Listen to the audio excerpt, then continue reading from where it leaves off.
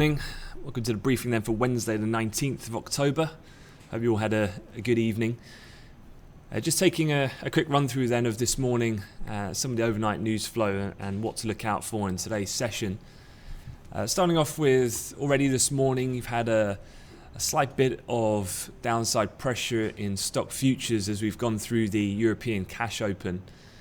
Certainly the DAX, after pretty quiet open on Eurex the first hour. Since the cash markets have opened, we had some downside towards pivot and a break of that. Likewise in the S&P sub-pivot, and also briefly saw a bit of an extended run lower before this more recent bounce on that break of the low that we're seeing shortly after the open on Wall Street yesterday.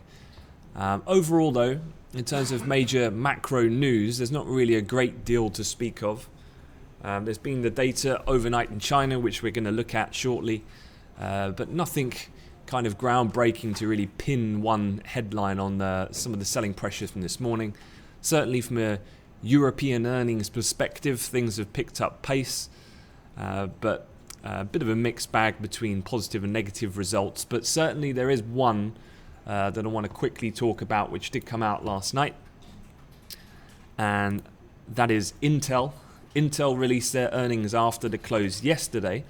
They actually beat on their EPS and revenues. However, as you can see here, they said that they expected $15.7 billion in revenue for fourth quarter. Remember, it's Q3 results that were coming out at the moment, but they're forward looking for Q4. They expect 15.7 billion. The market was positioned for 15.87 billion. So despite good numbers on the quarter, exceeding street expectations, their outlook was below par, and their shares actually fell over 5% last night. And they are roughly around 175 billion market cap. So that's way bigger than any other company that's reporting today, for example. So certainly it wasn't all positive from an earnings perspective, especially from the US last night. So maybe that also just adding a little bit to the sentiment. Otherwise, in fixed income futures, T-notes pretty flat overall. Not too much movement. Flicking over to bunds, not too much in the way of direction. Fairly choppy, but positive, just given some of the weakness seen since the cash open. The futures moving lower, so bunds up around 7 ticks. The dollar's pretty flat in the FX market, so consequently being reflected in the major pairs at this current point in the session. A quick look then at what's happened in other news, and obviously we had a slew of Chinese data overnight, and lo and behold, they've managed to print another 6.7% reading.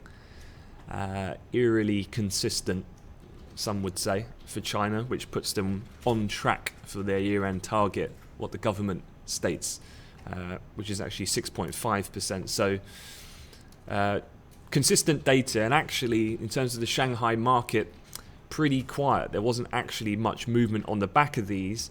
Looking at the other numbers that came out, that was retail sales, industrial production, fixed asset investment. They also all came out, and you can see here, if anything, apart from industrial production, which tailed off slightly, the other metrics were all slight increases. So I guess this is kind of the sweet spot in terms of Chinese economic data, because they're in a position where if their data is too strong, people start to get fearful that the government will stop supplementing the market, so to speak, or supporting the market, and therefore it tends to be a negative. But obviously, if bad data, if it's so bad, then people get fearful over a hard landing. That's also negative.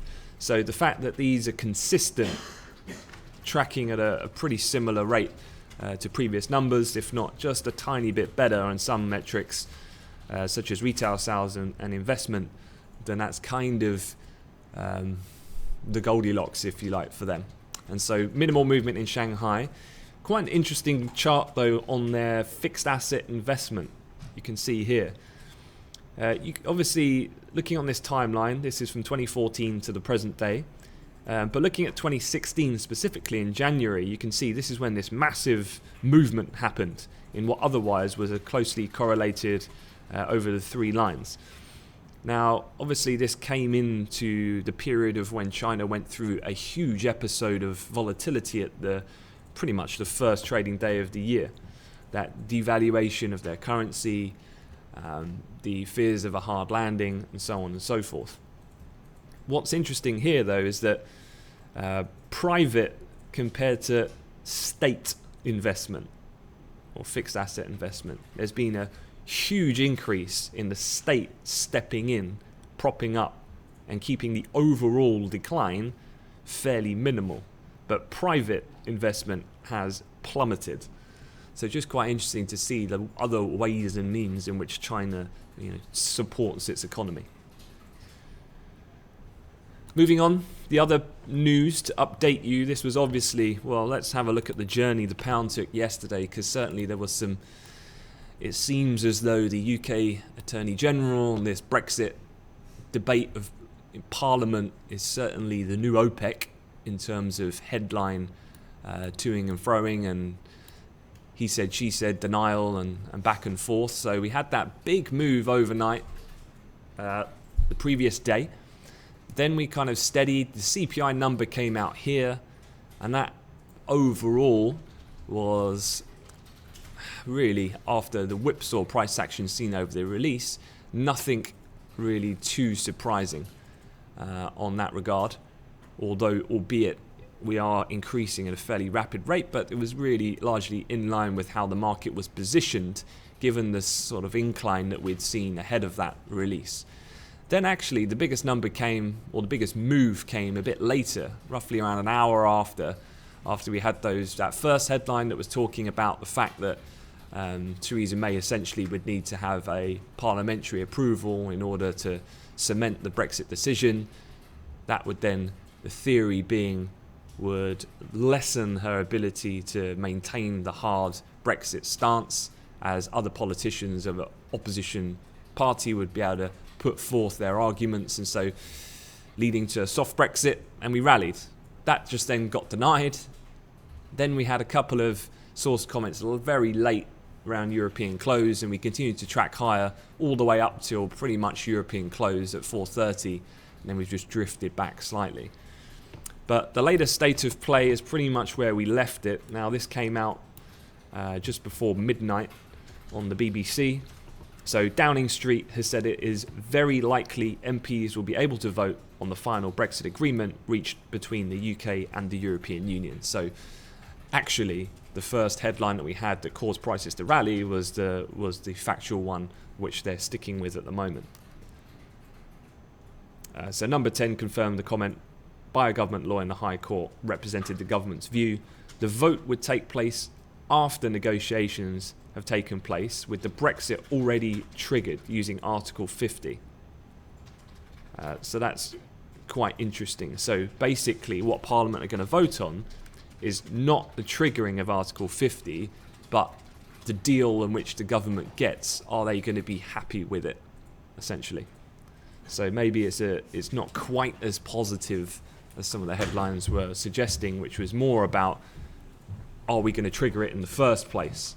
Which would be a lot more, I guess, bullish pound if they could put a kibosh on Theresa May doing that. But this is now more talking about the actual deal in which, after it gets triggered, they then negotiate, and when they actually have a package, a new Britain post-Europe, they have to have it approved in Parliament. So that's the state of play there. I would be very mindful of further news in regards to this situation. I'm sure it's far from complete. And the one thing that you would have learned from yesterday is that certainly political-based comments are the new kind of hot topic in terms of fast money moves for the sterling currency. And so you need to be on the ball, listening to the squawk to take full advantage of any potential volatility. Looking at the chart, slightly longer dated, obviously this encapsulates the sterling flash crash that we had in that overnight Asian session. Upside though, just looking at that 23.39 in the sterling futures, that's held up around mid-month, and then obviously on the 18th, which was yesterday, that also proving an area of resistance. So kind of defining the range now from where we have been, from 23.39 at the high down to 20.98, or the 21 handle downside, and then that algo crash low at 20.34.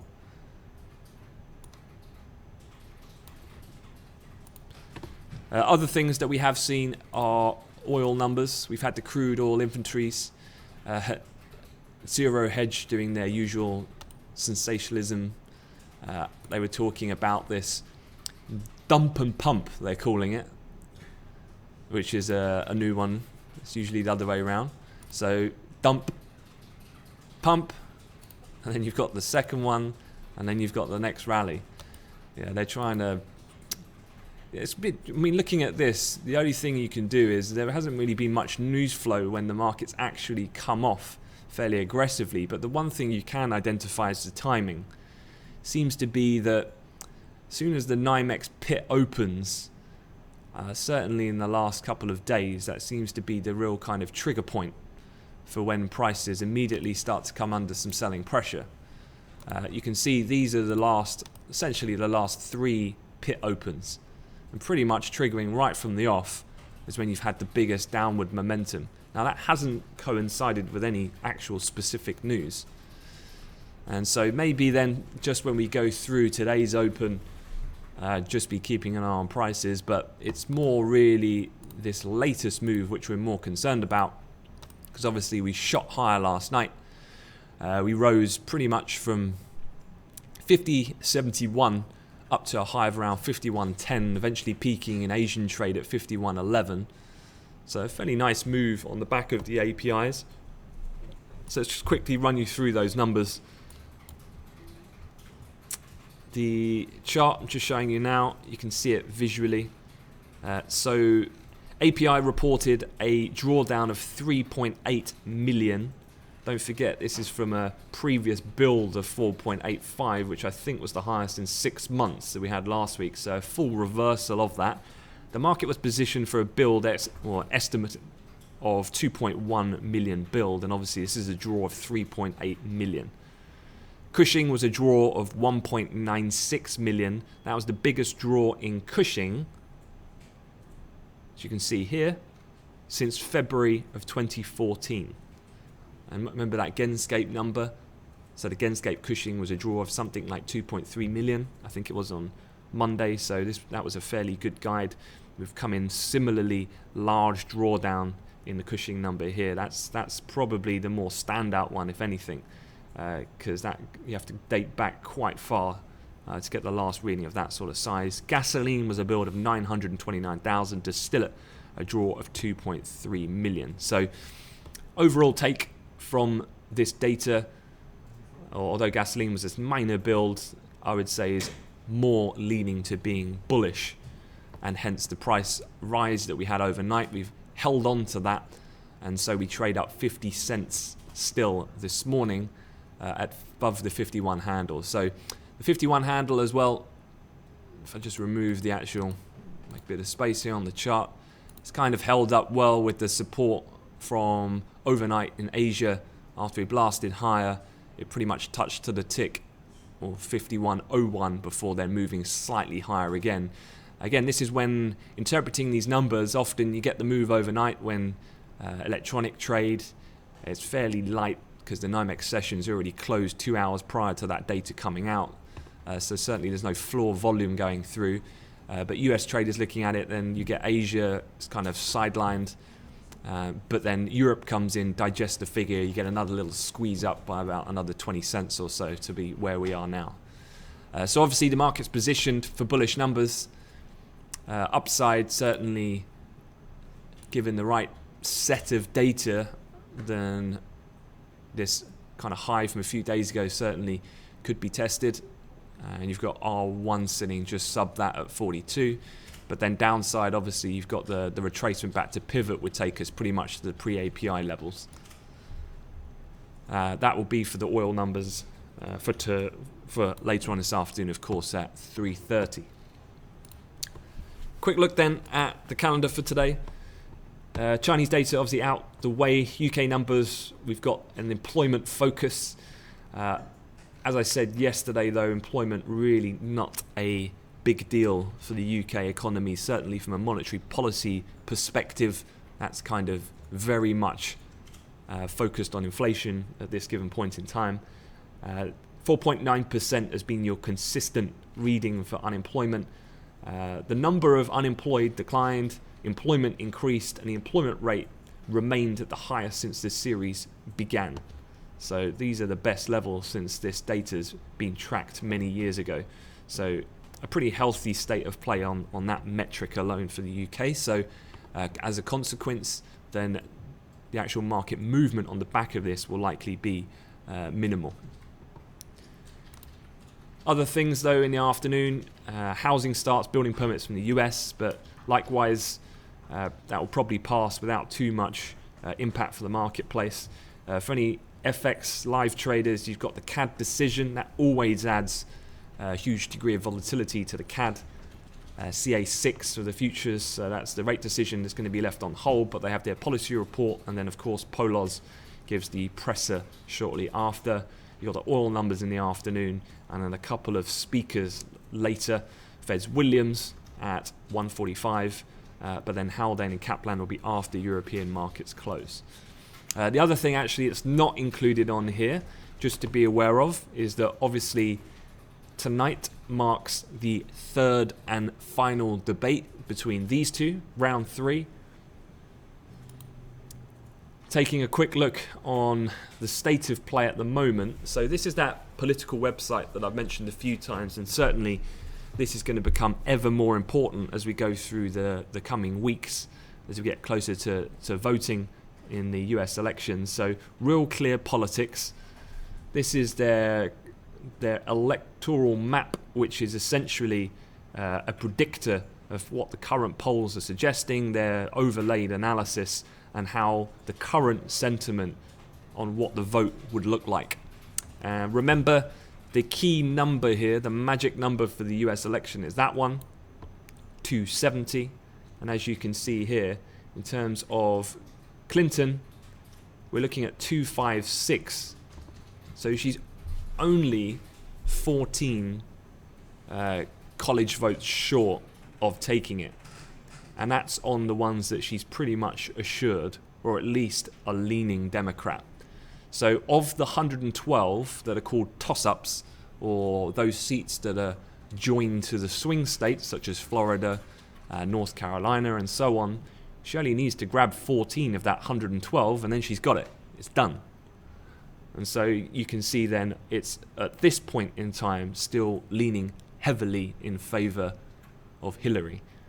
A lot can change. I'm sure there will be an interesting debate this evening. It'll be a telling sign of whether Trump can get over a lot of the mudslinging that's obviously come his way more recently, and whether he can maintain his cool and have an actual civilized debate. But of course, we are talking about Donald Trump, so we shall see. So that's the kind of state of play of that situation.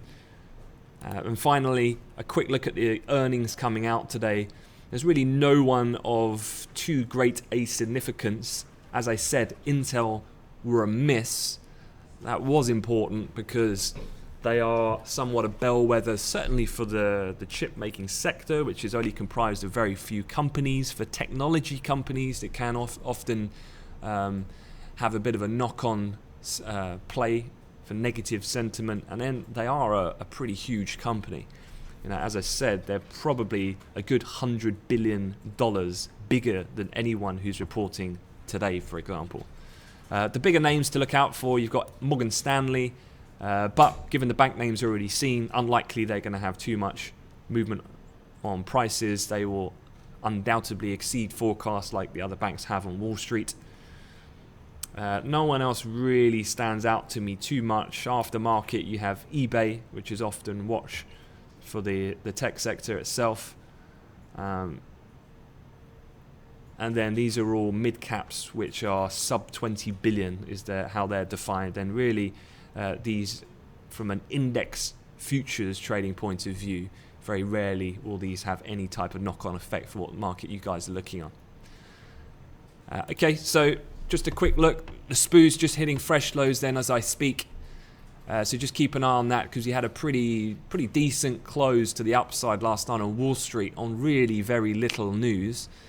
You know, you kind of, okay, you had the slightly softer inflationary readings on the core side in the US.